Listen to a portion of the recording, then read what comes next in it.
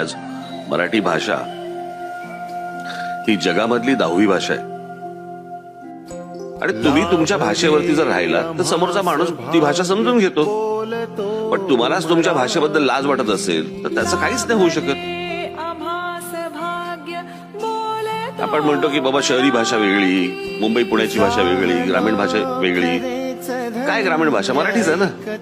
ती गोष्ट समजणं गरजेचं. आमच्या गोट्या घरंगळतच गेल्या ना सगळ्या मराठीतल्या. आम्ही पहिले हिंदीतच जातो ना बोलायला.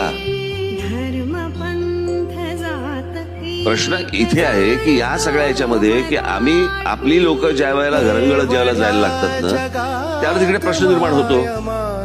तुम्ही ज्या वेळेला खंबीर असाल, तुम्ही ज्यावेळेला सांगा की मी मराठीतच बोलणार, मराठीत बोलायचं असेल तर मराठीत, तुम्हाला काय घ्यायचं असेल, विकत घ्यायचं असेल सांगा मला. आपण मराठी आहोत. मला असं वाटतं एवढं सगळ्यात